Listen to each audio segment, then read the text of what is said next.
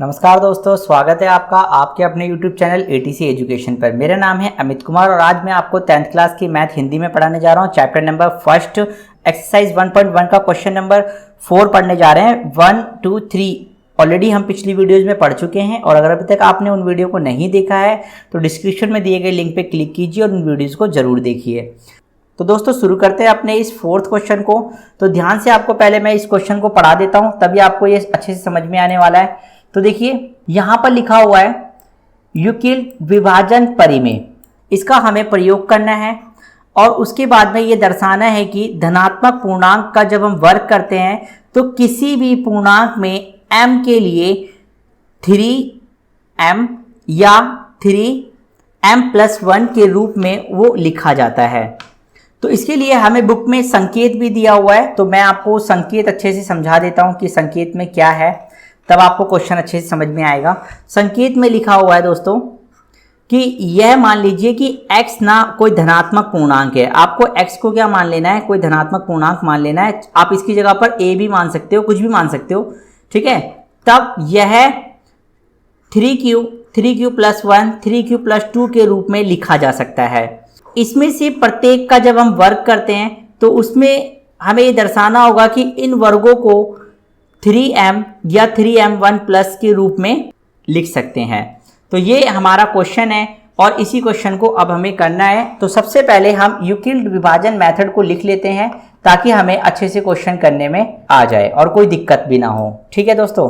तो देखिए ये मैंने लिखा आंसर यूक्लिड मेथड में। सबसे पहले हमें लिखना होता है a, उसके बाद हम लिखते हैं b, उसके बाद लिखते हैं हम q + 1। ये हो गया। आपको पता होगा यहाँ पर ये होता है भाज्य, ये होता है भाजक, ये होता है भागफल और ये होता है आपका शेषफल। सॉरी यहाँ पे 1 नहीं आएगा, r आएगा, रिमाइंडर होता है, ठीक है दोस्तों। तो आपको मैं बता दूं कि यहाँ पर a जो है ना कोई एक कांस्टेंट है, यानी एक पूर्णांक है, ठीक है। ये हमने मान लिया, चाहे आप इसे x भी मान सकते हो, कुछ भी मान लो, ठीक है। अब आपको लिखा हुआ है कि भाई इसका वर्ग करने पर, जब आप इसका वर्ग करते हैं, आप वर्ग करते जाइए 1, 2, 3, 4, 5 जितने का आपको करना है। तो देखिए जैसे यहाँ पर a है और हम अब क्या करेंगे, a का वर्ग करेंगे। तो मान लीजिए हम 1 का वर्ग करते हैं, ये हो गया 1 का वर्ग 1, ठीक है। 2 का वर्ग करते हैं तो 2 का वर्ग हो जाएगा हमारा 4। 3 का वर्ग करते हैं तो 3 का वर्ग हो जाएगा हमारा 3 × 9। 4 का वर्ग करते हैं तो 4 का वर्ग हो जाएगा हमारा 4 चौक 16। 5 का वर्ग करते हैं तो 5 का वर्ग हो जाएगा हमारा 5 पंजे 25। तो देखिए ये हो गया हमारा 3, ठीक है। अब आपको क्वेश्चन में बता दूं मैं कि इस तरीके से लिखा हुआ है 3m+1। तो यहाँ पे m को हमें मान लेना है कि भाई ये हमारा भागफल है, इसके साथ में भाजक क्या है 3, तो 3। उसके बाद हमें यहाँ पे गुणा करना है 0 से। जब हम इसे 0 से गुणा करेंगे लेकिन हमें 1 लाना है तो रिमाइंडर कितना बचना होगा, कम से कम 1 बचना होगा। फिर जब हम इस 3 को 1 से मल्टीप्लाई करते हैं तो 3 एकम 3 हो जाएगा, लेकिन बन रहा कितना है ये हमारा भाज्य 4, तो हमें इसमें कितना जोड़ना होगा, 1 जोड़ना होगा। तो यहाँ पर हम 1 जोड़ेंगे तो कितना हो जाएगा, 3 एकम 3 और 1 4। इस तरीके से ये 9 है, तो 9 में हम 3 को किससे गुणा कर सकते हैं ताकि ये 9 आ जाए। तो हम यहाँ पर 3 को 3 से गुणा करेंगे तो इसमें हमें रिमाइंडर कुछ भी जोड़ने की ज़रूरत नहीं पड़ेगी। अब ये 16 है, 16 को जब हम 3 से भाग करते हैं, यहाँ पे आप भाग करके भी देख सकते हो, ठीक है। जब हम इसे भाग करेंगे तो कैसे करेंगे, देखिए हम यहाँ पे 16 को भाग करते हैं 3 से तो ये आ जाएगा आपका 3 पंजे 15, यानी रिमाइंडर कितना बच रहा है 1। तो आप यहाँ पे लिखेंगे 5, ठीक है। रिमाइंडर कितना बच जाएगा 1। इसी तरीके से आप यहाँ पर 25 को भी डिवाइड करेंगे 3 से तो ये डिवाइड होगा आपका 3 × 7 = 21, 3 × 8 = 24। तो 24 हम यहाँ पे लिख लेते हैं और रिमाइंडर कितना बचेगा 1, यानी इसमें 3 × 8 + 1 बच रहा है। अब यहाँ पे रिमाइंडर क्या देख रहे हैं, या तो 1 बच रहा होगा या फिर 0, इससे ज़्यादा नहीं बच रहा है। लेकिन हमारे पास यहाँ पर जो संभाविक आंसर्स आएंगे, यानी जो रिमाइंडर आएंगे, संभाविक रिमाइंडर जो हमारे पास यहाँ पर आएंगे वो कितने आएंगे, 0 आ सकता है, 1 आ सकता है, 2 आ सकता है, क्योंकि हमें पता है कि जो रिमाइंडर होता है वो या तो 0 से बड़ा होगा, ठीक है, या 0 के बराबर होगा, लेकिन कभी भी वो भाजक से बड़ा नहीं होता। तो भाजक क्या है हमारे पास में 3, तो इसीलिए ये 0, 1, 2 ही रिमाइंडर हो सकते हैं। तो अब हमें अपने क्वेश्चन पर जाना है और क्वेश्चन को देखना है। क्वेश्चन में लिखा हुआ है हमें धनात्मक जो पूर्णांक है उनका वर्ग करना है, ठीक है। तो चलिए वर्ग करते हैं अब हम यहाँ पर। तो सबसे पहले आपको यहाँ पे लिखना होगा कि क्या क्या चीजें आपके पास में है। आपने यहाँ पर लिखना होगा, देखिए माना b is equal to 3, b क्योंकि 3 मान लिया हमने, तो यहाँ पर जो हमारे रिमाइंडर हो जाएंगे 0, 1, 2 हो जाएंगे, क्योंकि मैंने आपको बताया था भाजक से ज़्यादा नहीं ले सकते यहाँ पर रिमाइंडर। अब हमारे पास में यहाँ पर 3 संभाविक भाज्य बनेंगे, जिसमें 3q प्लस 0, एक बार हमें यहाँ पे 0 लिखना है, ठीक है। दूसरा बनेगा a is equal to 3q plus 1, और उसके बाद में तीसरा वाला बनेगा a is equal to 3q plus 2। ये 3 हमारे पास में भाज्य बन जाएंगे, ये संभाविक हैं। अब हमें क्या करना होगा, इनका वर्ग करना होगा। तो आपको तीनों में लिखना पड़ेगा वर्ग करने पर यहाँ भी आप लिखिए वर्ग करने पर, और यहाँ भी आप लिखिए वर्ग करने पर। अब आपको क्या करना है, इनमें वर्ग करना है, यानी a का स्क्वायर करना है। तो क्या हो जाएगा, यहाँ पे इसका स्क्वायर हो जाएगा, ठीक है। तो जब हम इसका स्क्वायर करेंगे तो ये हो जाएगा हमारा a square is equal to 3 तिया इसका स्क्वायर होगा तो 9 हो जाएगा, और ये हो जाएगा आपका q स्क्वायर।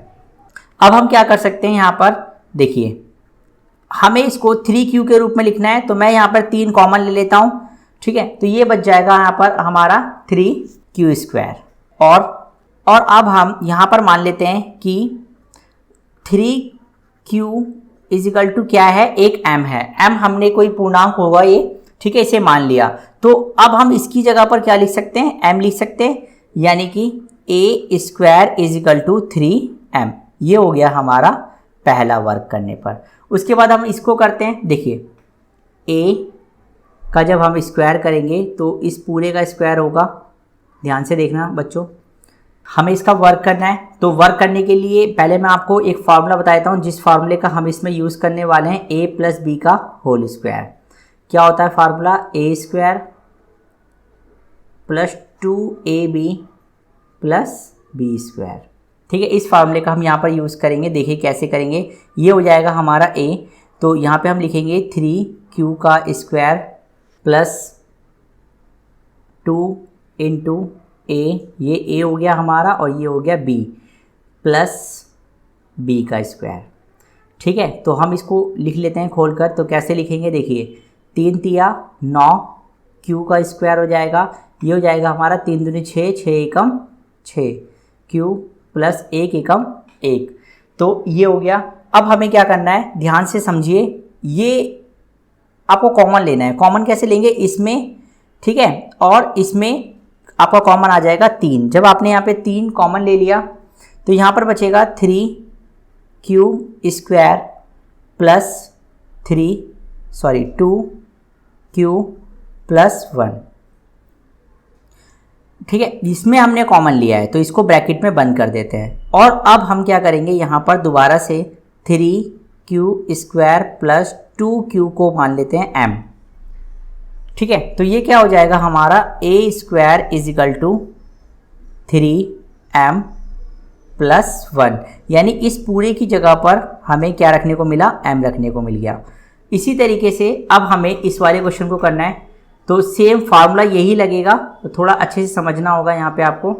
देखिए पहले वर्ग कर लेते हैं, वर्ग is equal to 3q plus 2, ठीक है, इसका वर्क करना है। फार्मूला यही रहेगा हमारे पास में जो मैंने आपको बता दिया है, a स्क्वायर। तो सबसे पहले हमारा होगा यहाँ पर 3q का स्क्वायर प्लस में 2 ब्रैकेट में 3q, ये a का काम कर रहा है, ये b का काम कर रहा है, ठीक है। और उसके बाद में हमें लिखना है यहाँ पे 2 का स्क्वायर जो कि b है। अब देखिए जब हम इसका स्क्वायर करते हैं तो a square is equal to 3 का स्क्वायर हो जाता है आपका 9, q स्क्वायर प्लस में 3 दूनी 6, आप इन दोनों को गुणा करेंगे 3 दूनी 6 हो जाएगा, और फिर इसे गुणा करेंगे इसमें तो 6 दूनी 12, यानी 12q प्लस में 2 दूनी 4, यानी 4 हो जाएगा इसका स्क्वायर। अब आप क्या कर सकते हैं, इसमें कॉमन लेंगे, लेकिन कॉमन लेने के लिए आपको करना होगा थोड़ा सा एक हल्का सा एक काम। वो क्या है वो मैं आपको बताता हूँ। देखिए 9q² प्लस 12q प्लस, आप इसे 3 + 1 लिख लीजिए क्योंकि जुड़ेगा तो 4 हो ही जाएगा। अब आप यहाँ पर 3 कॉमन ले लेंगे। कॉमन कैसे लेंगे, ऐसे करके 3 कॉमन ले लिया आपने, ये बचेगा आपका 3q² प्लस 3 कॉमन चला गया तो यहाँ पे बचेगा 4q प्लस 3 कॉमन चला गया तो यहाँ पे बचेगा 1 और ये हो गया आपका बाहर 1।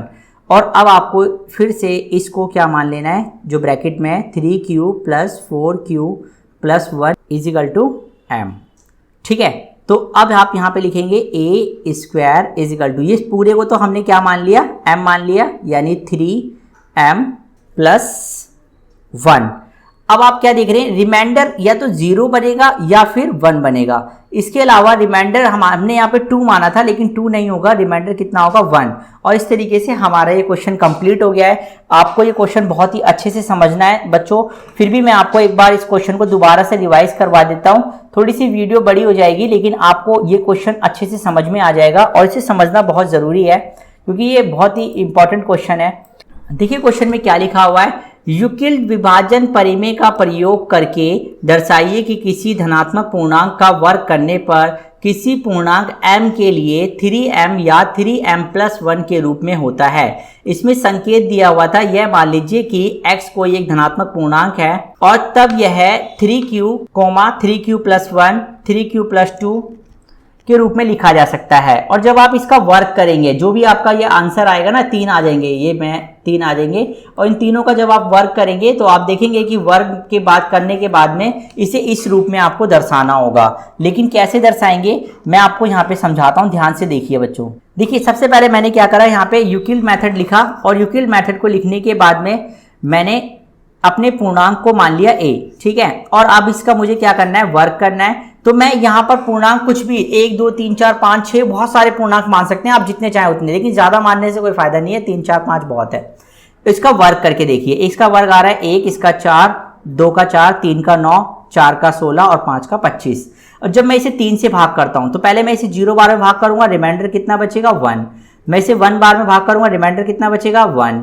मैं इसे 3 बार में भाग करूंगा, रिमाइंडर कितना बचेगा 0। मैं इसे 5 बार में डिवाइड करूंगा, रिमाइंडर कितना बचेगा 1। फिर इसको 8 बार में डिवाइड करेंगे, रिमाइंडर कितना बचेगा 1। इसका मतलब रिमाइंडर या तो 1 बच रहा है या फिर 0 बच रहा है इन संख्याओं को डिवाइड करने पर, ठीक है, 3 से। लेकिन हमारे पास में जो संभाविक रिमाइंडर होंगे वो कितने होंगे, ध्यान से देखिए 1 2 और, क्योंकि मैंने आपको बताया था भाजक से हमेशा कम होता है रिमाइंडर, तो इसके हिसाब से हमारे पास में 3 रिमाइंडर बन रहे हैं। अब हम अपने क्वेश्चन पर चलते हैं। देखिए क्वेश्चन में सबसे पहले मैंने आपको बताया था, यहाँ पर हमारे पास में जो क्वेश्चन दिया हुआ है वो कुछ इस तरीके से दिया हुआ है, 3m+1 ये आपको दर्शाना होगा, ठीक है। तो इसके लिए मैंने यहाँ पर b को क्या मान लिया, 3 मान लिया। रिमाइंडर मेरे पास में 3 हो सकते हैं, उससे मेरे पास में 3 भाज्य बन जाएंगे, ठीक है। ये 3 भाज्य बन गए, तीनों का क्या करना है, मुझे वर्क करना है।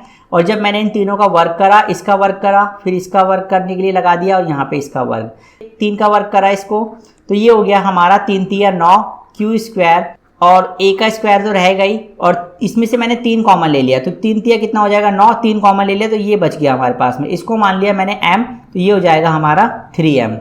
कुछ भी जो संख्या यहाँ पर बचेगा यानी भागफल जो भी होगा यहाँ पर उसे हमें m मान लेना है, ठीक है। तो ये हो गया हमारा यहाँ पे 3m। फिर हमें इसको डिवाइड करना था,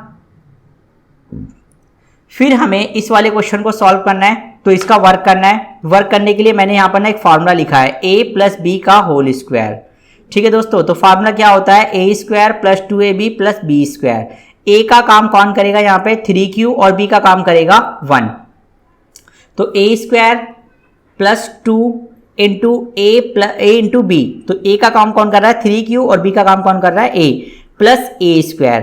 और फिर उसके बाद हमें क्वेश्चन को पूरी तरीके से इसको खोलना है, तो क्या होगा 3 3 9 q², इन तीनों को गुणा करेंगे तो ये आ जाएगा आपका 6q + 1।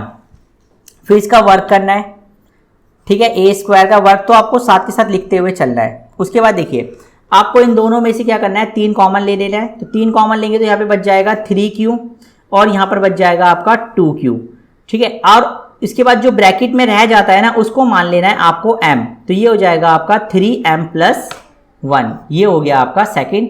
उसके बाद इसे करते हैं, तो देखिए इसके करने पर हमारे पास में क्या भाज्य बचता है।